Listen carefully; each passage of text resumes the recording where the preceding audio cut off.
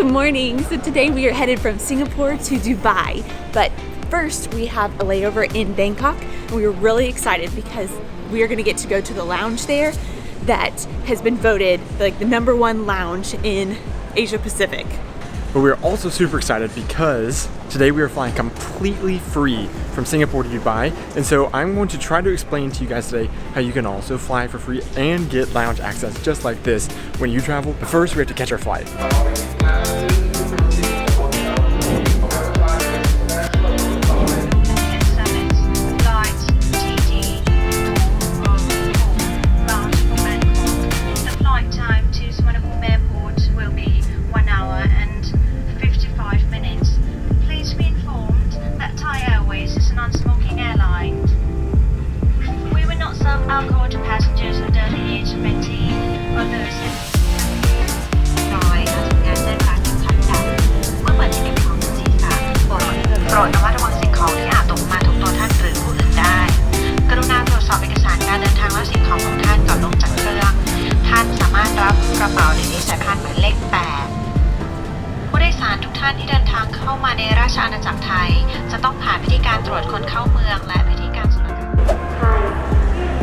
Just made it to Bangkok.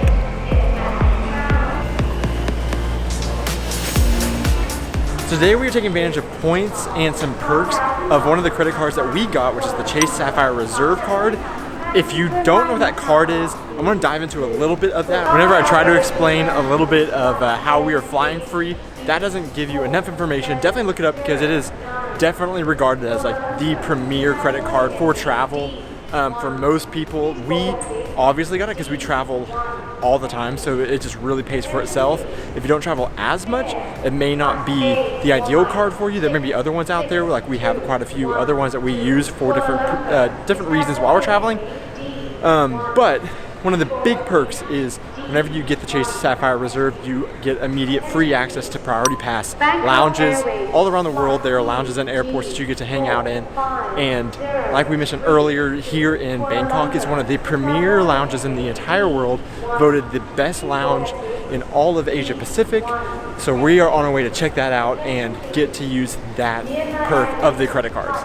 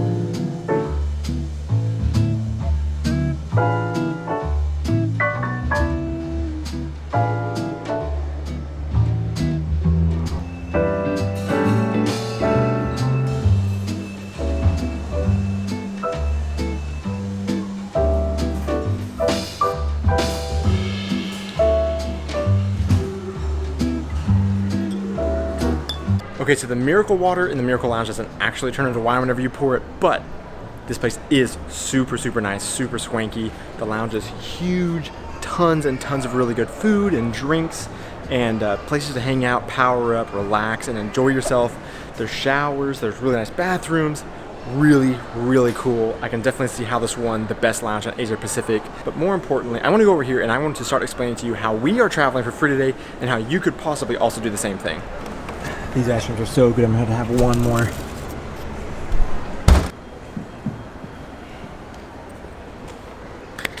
So one of the first things I want to talk about is that most of the time whenever I've seen people talking about credit card hacking or travel hacking and using points to travel online and getting free travel or free first class travel, a lot of times they're selling on an idea that I don't believe the average person can do quickly and like super easily. You can do it, but not necessarily sometimes the way that it's sold to you as. And in my personal experience, the way that you can really rack up points the quickest is going to be sign-on bonuses, or if you have a private business. And what I mean by that is if you have a private business, people are able to use these credit cards for expenses for their business. So they may be spending tens of thousands or hundreds of thousands or thousands of dollars more than the average person is going to be spending, but they also have income coming in that will cover those expenses. And so they're able to get all these points for really not spending a lot of money if they have a profitable business. So I do think too there are other minor ways of getting points, such as sign-on bonuses where you'll send a friend a link and maybe they'll sign up for your credit card, and then they'll get a sign-on bonus, and then you will also get a kickback. You'll get some kind of bonus. Or if you really maximize using credit cards, so like if you get 3 times the points on travel, using specific credit cards for travel, some credit cards for dining, it gets more points for dining. So there's a multitude of ways of getting different points. It just may take a little bit longer to actually hack than you may think it would. So for instance, when we signed up for the Chase Sapphire Reserve card, we got a 50,000 point sign-on bonus, and then we strategically used the credit card to make purchases to earn more points. So for instance, they do get 3 times the points on travel if you redeem or if you purchase directly through an airline or through their online portal. And that way we have been able to accumulate quite a few points because we are traveling so much. We have gotten other credit cards where we do have sign-on bonuses with them as well. And so every few months we're signing up for a new credit card and getting those sign-on bonuses that we can use those points towards traveling. So for this particular trip, Chase has travel partners that you can transfer points to. And so one of the travel partners is United. Now I have to give a caveat that United is changing the way that they do their redeeming system. And so the way that I specifically did it this time may not still be an option here in a few months, but this process still does help you figure out ways that you can travel for free if you are completely new to this field and you don't know anything about credit card hacking. So with Chase's relationship with United, you can transfer your points to their United Mileage Plus account if you have one of those. They're free to set up. You definitely should set up if you're traveling because you can earn miles through them. But you can transfer your Chase points to United at a 1-to-1 ratio, which is crucial because that means you're not losing any points when you're converting them to miles with United. If you have 70,000 points of Chase and you transfer them to United, you will have 70,000 miles with them. So it's very easy to calculate and figure out what you need to transfer if you find a deal.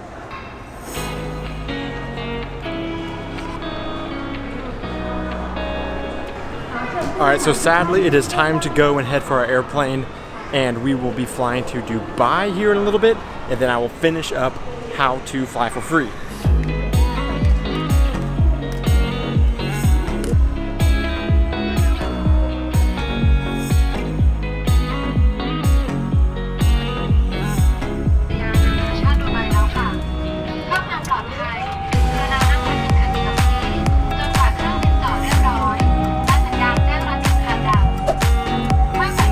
We made it to Dubai, and this is going to be our first time in the Middle East, so we're really excited.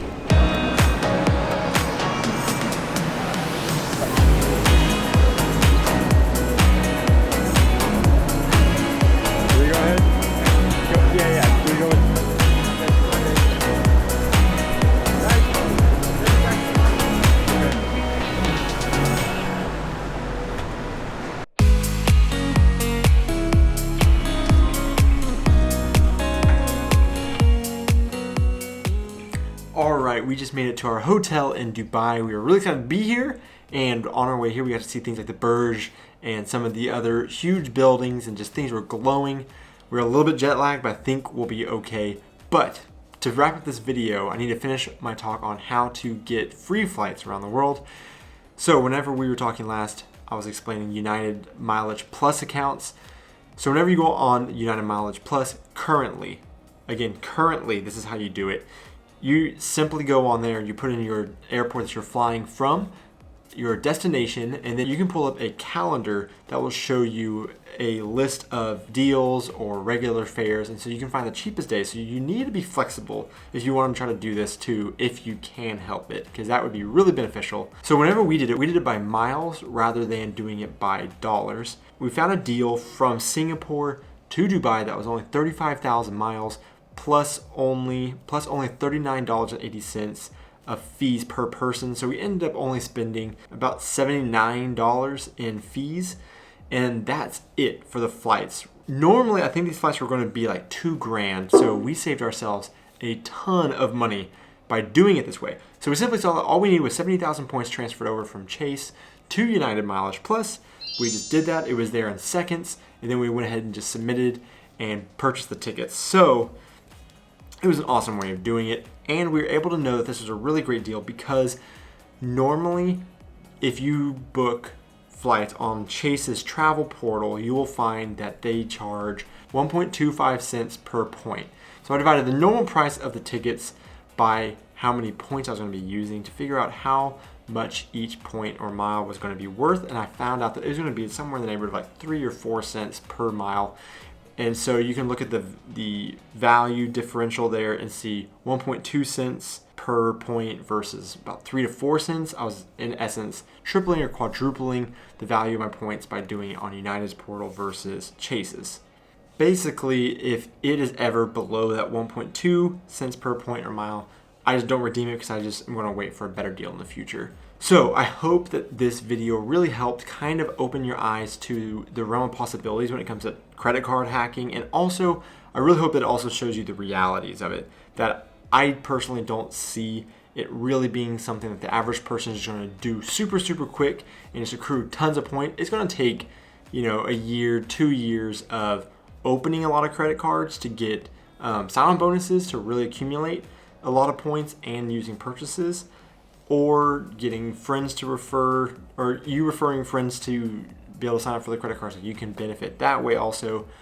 It's just, I'm trying to open your eyes to this world, and you got to dive in and do it. It's one of those things that it's like everything in life that's free. It's not going to be easy.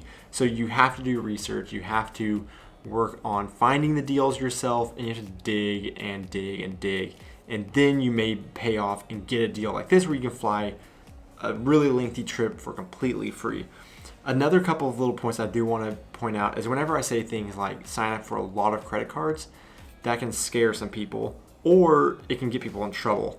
So for us personally, we've been signing up for credit cards strategically. So we wait a certain number of months so those hard inquiries on our credit score don't damage our credit scores. We do have little dips in our credit scores whenever we have those hard inquiries, but then shortly after that, our credit score has been nothing but rise. And so we have excellent credit scores because we have lots of lines of credit now. We have, we're barely utilizing the full amounts of credit that we have, and we're paying it off every single month on time. So all of that makes our credit scores do really well, and it's not an issue. Also, we're not accumulating tons of debt.